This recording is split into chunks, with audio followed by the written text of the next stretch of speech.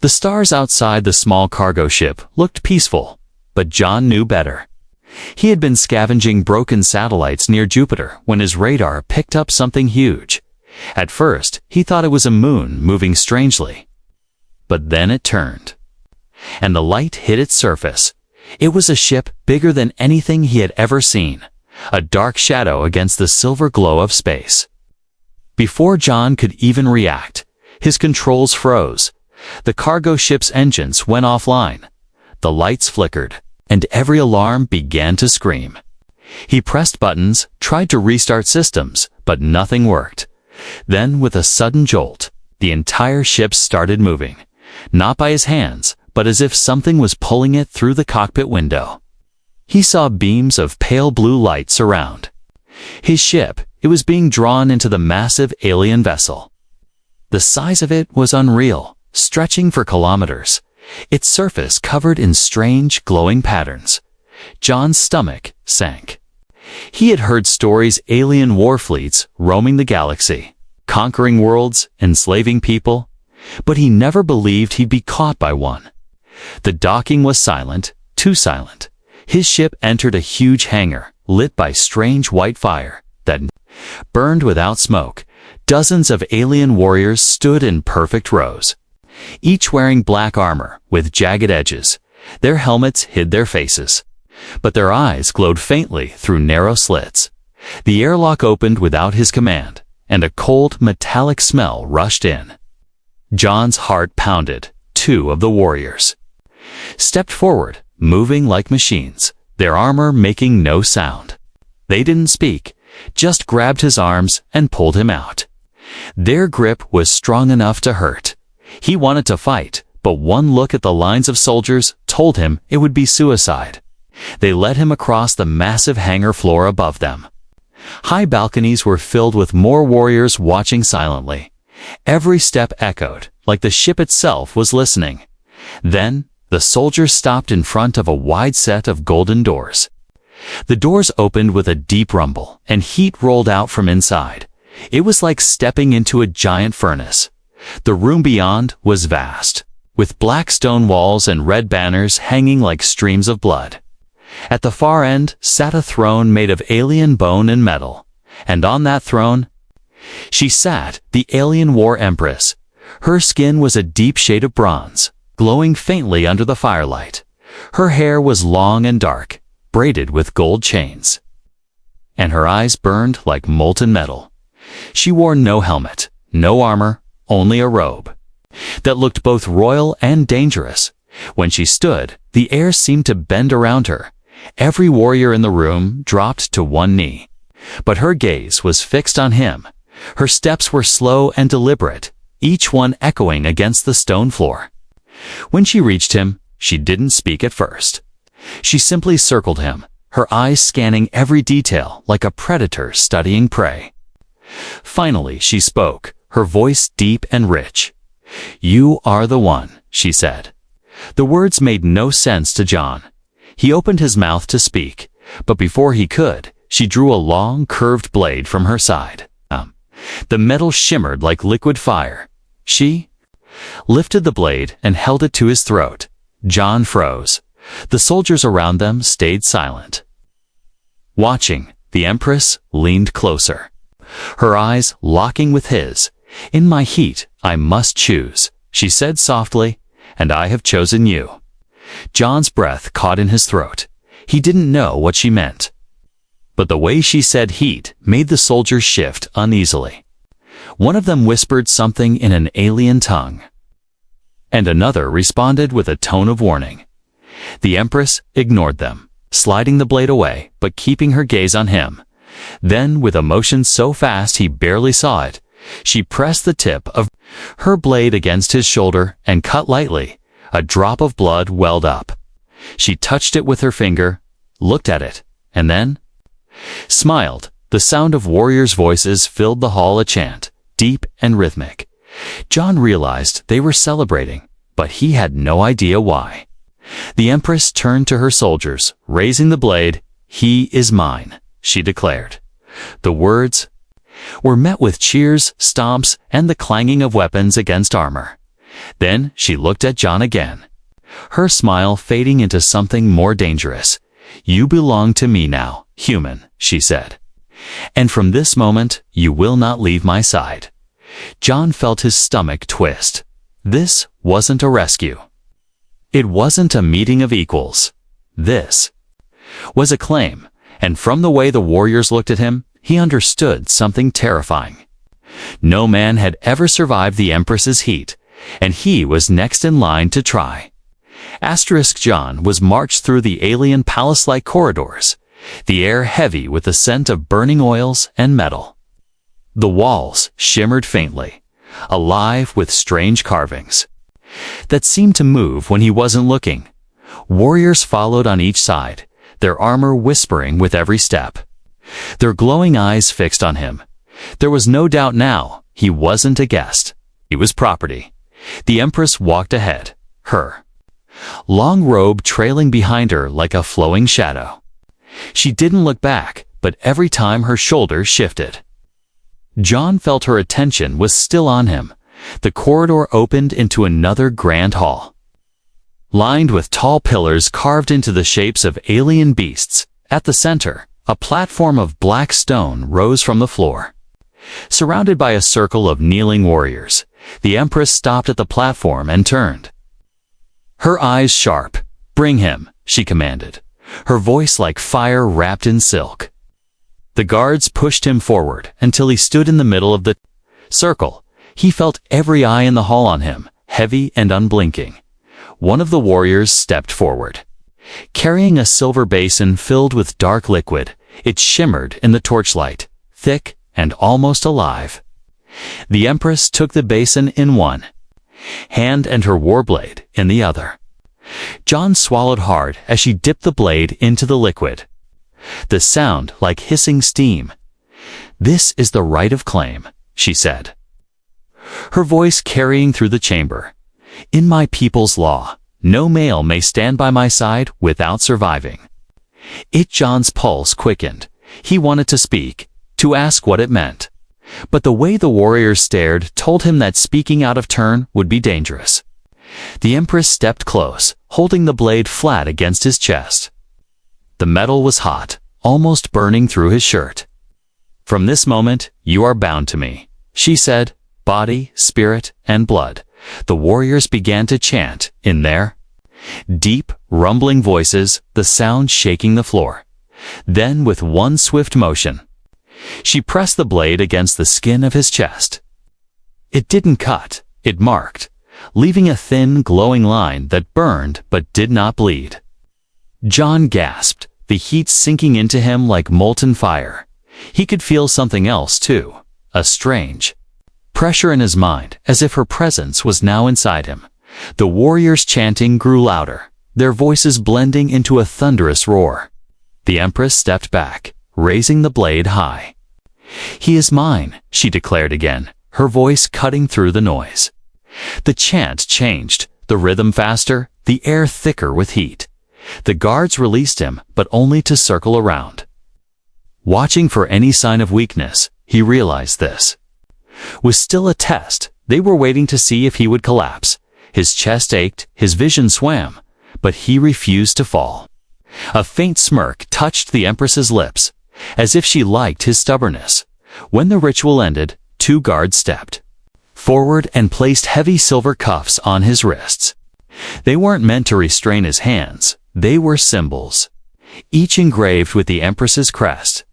The Empress looked at them, satisfied. Before turning to him again, "You will stay in my chambers," she said, "and you will not leave without my order." John's jaw tightened. He didn't want to be her prisoner, but the reality was clear. This ship was hers, the people were hers, and now, so was he.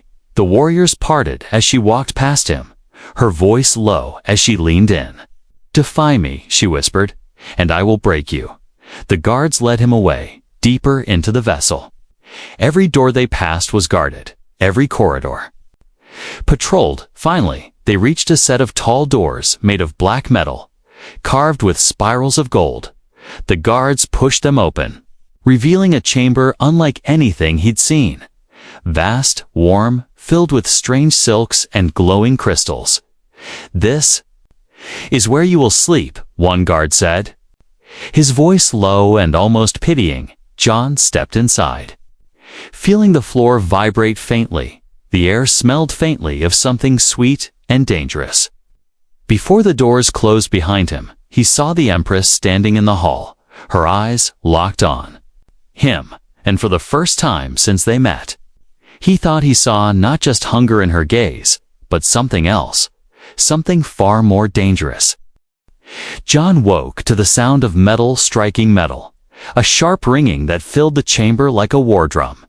The silken bedding was warm, but the moment he sat up, the door burst open. 2 alien warriors stepped inside, their armor black as midnight, their movements cold and precise. "The Empress summons you," one of them said, his voice deep and final. They didn't give him time to prepare. They grabbed him by the arms and pulled him into the long corridor. The ship felt different this morning, alive, almost humming with some hidden energy. As they walked, warriors stopped to watch him, their eyes narrowing, their hands resting on weapons. It was clear they wanted him to fail, the massive training. Hall was lit by rows of red torches, their flames flickering as if in anticipation. The Empress stood in the center, her robe gone, replaced by light armor that clung to her tall frame. A spear rested in her hand, its tip glowing faintly with blue energy. When she turned toward him, there was no warmth in her expression, only the cold gaze of a predator. "Today, we see if you are worth the claim," she said, her voice carrying across the hall. Warriors gathered along the edges, their faces hidden behind helmets. Some murmured in their alien tongue, their tone amused.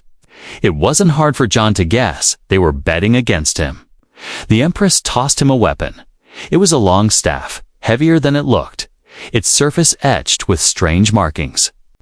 "Defend yourself," she ordered. Before he could ask from who, she moved faster than his eyes could track. The first strike was a blur. The spear slammed into his staff with enough force to knock him back. The impact rattled his bones. He stumbled, barely keeping his footing. The Empress didn't wait, spinning the spear and striking again, each blow harder than the last. John's arms screamed in pain, his grip slipping. He wasn't a trained fighter, at least not like her. Every swing felt like trying to block a storm with a stick. But somewhere inside him, stubbornness rose.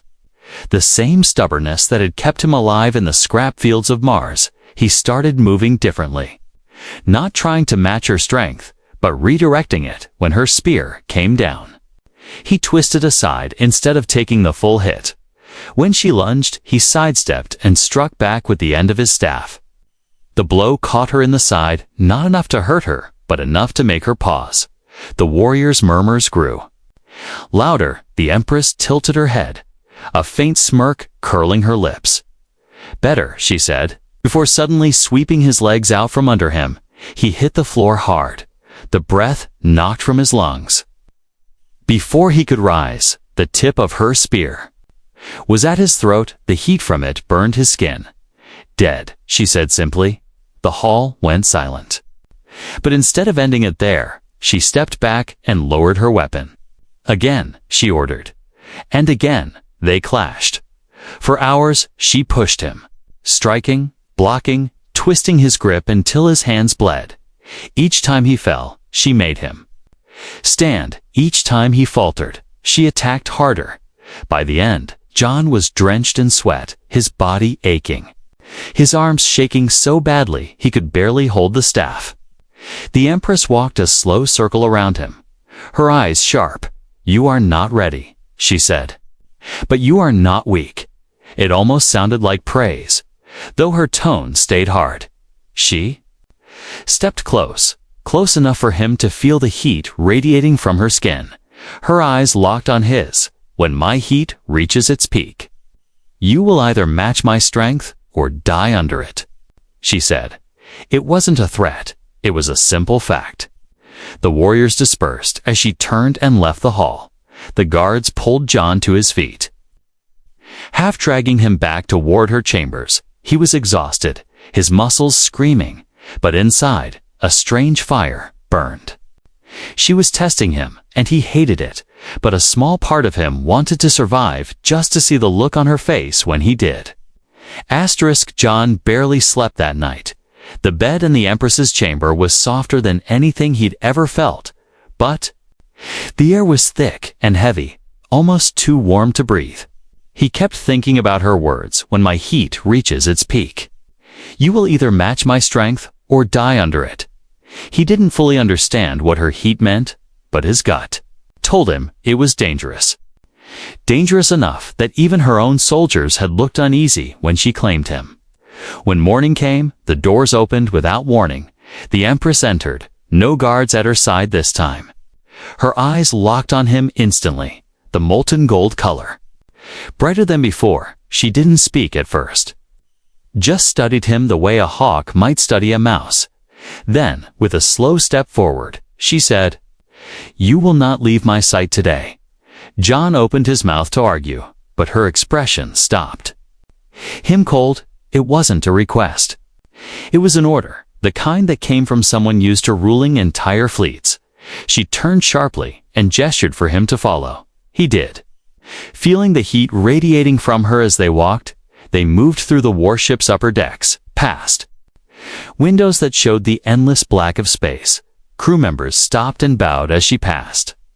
But John noticed something else, the way some of them glanced at him.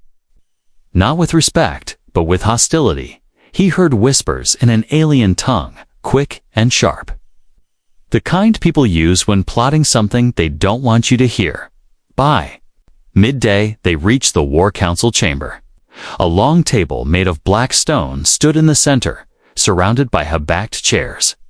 Alien officers sat waiting, their armor polished, their eyes cold. The moment John stepped inside behind the Empress, the room's energy shifted. It wasn't just dislike, it was hate. One officer, tall and broad, with jagged scars across his neck, spoke first.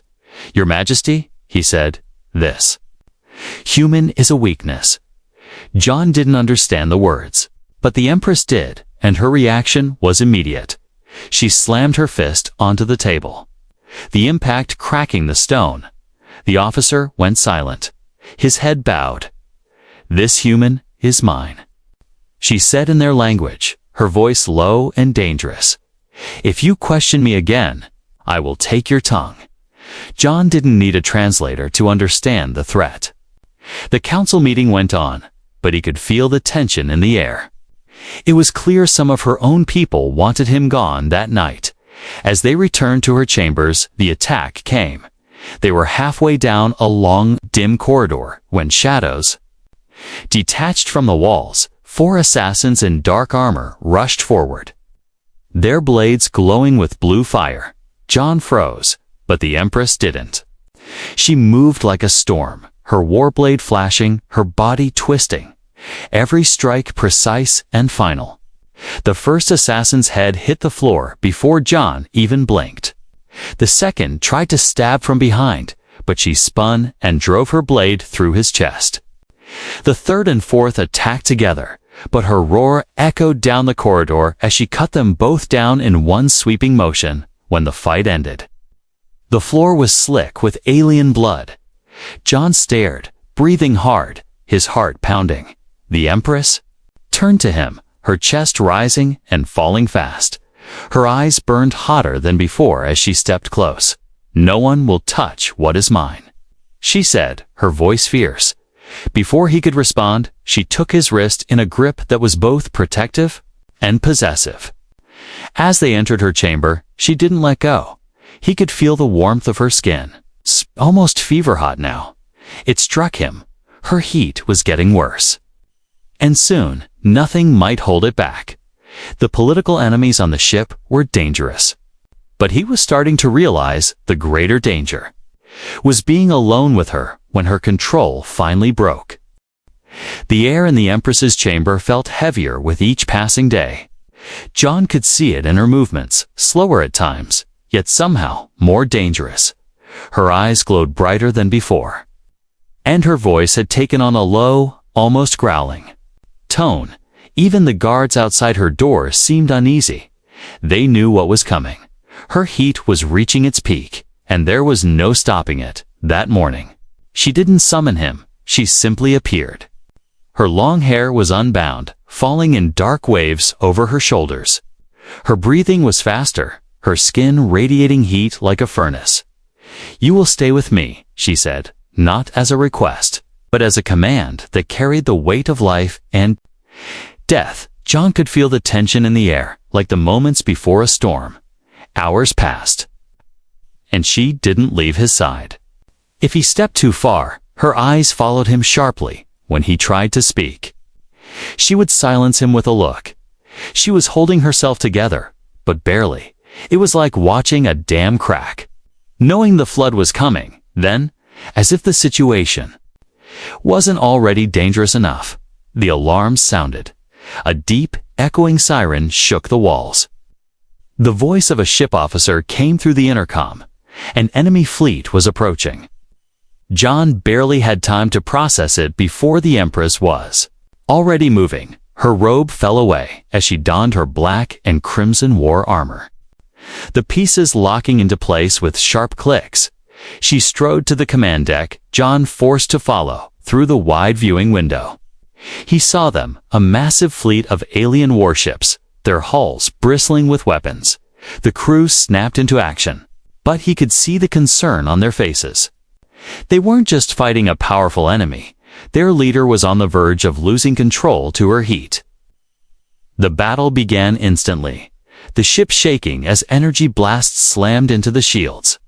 The Empress barked orders with a voice that cut through the chaos. Her control was incredible, but John noticed her grip on the command rail tightening.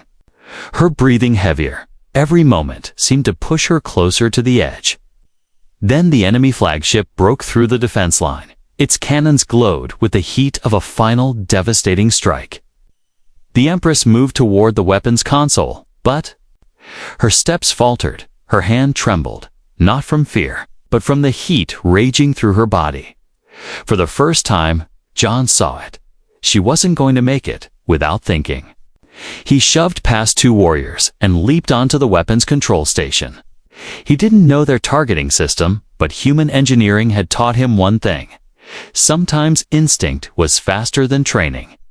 His fingers flew over the controls, aligning the ship's primary cannons with the enemy flagship. The lock-on alarm screamed, and John slammed the fire command. The blast tore through space like a spear of white fire. It hit the enemy flagship dead center, the explosion blooming. In a massive wave that tore it apart, the entire bridge went silent for a second, then erupted in shouts of victory. The Empress turned toward him slowly, her molten eyes fixed on his face. She walked to him, her armor clinking softly. For a moment, he thought she might kill him for taking her place at the controls. Instead, she placed a hand on his chest, the same spot she had marked during the claim, and whispered, "You saved my fleet," but there was no relief in her voice. Her heat was worse than ever now, and he could see the war inside her. The battle outside was over, but the battle between them was about to begin. The battle was over, but the air inside the Empress's private chamber felt like a storm still raging. John stood near the wall, his breathing slow, watching her pace like a predator trapped in its own cage. The heat rolling from her body was almost unbearable now.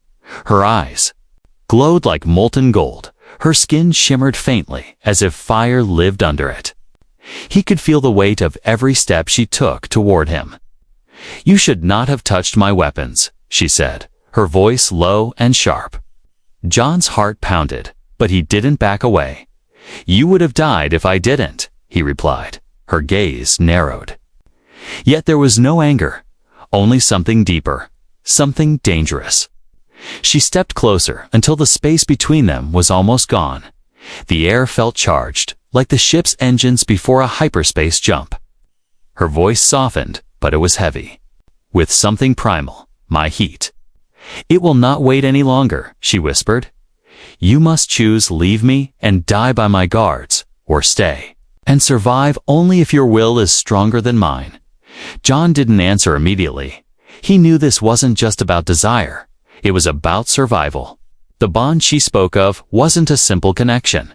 It was something ancient, something her people had done for centuries.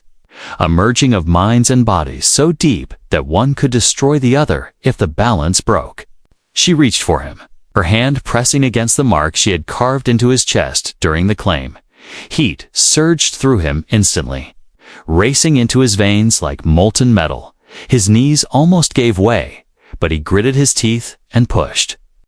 Back against the force, her eyes widened slightly. She could feel him resisting. Holding his ground, the bond began. It wasn't gentle. It hit like lightning, striking his mind. Images flashed battles she had fought, worlds she had conquered, the loneliness of a throne surrounded by fear. He felt her power pressing against him, testing him, trying to see if he would shatter. John fought back with everything he had. Not with strength, but with stubbornness, with the will to stand when the universe wanted him on his knees. He showed her his own memories, the scrapyards of Mars, the cold nights alone, the times he had survived when no one thought he would. The Empress's breathing grew ragged, her grip on his chest tightening, her heat pushing harder for what felt like hours. The struggle continued, his muscles shook, his vision blurred. But he refused to fall. Finally, the fire in her eyes shifted from challenge to recognition. With one last surge, the bond locked into place. It was like two storms colliding and then settling into a single. Fierce wind, the Empress staggered back, breathing heavily. The glow in her eyes softened, her voice almost gentle. You survived, she said. John stood there, drenched in sweat, every muscle aching, but he managed a faint smirk. Told you I could, he replied. The warriors outside would soon learn the human was no longer just her captive. He was now the bonded mate of the alien war Empress, and that changed everything. The ship moved through the dark of space, its engines humming low, inside the throne hall. The alien war Empress sat on her bone and metal seat. But now John stood beside her, not in chains. Not guarded, but as her equal in position, the mark.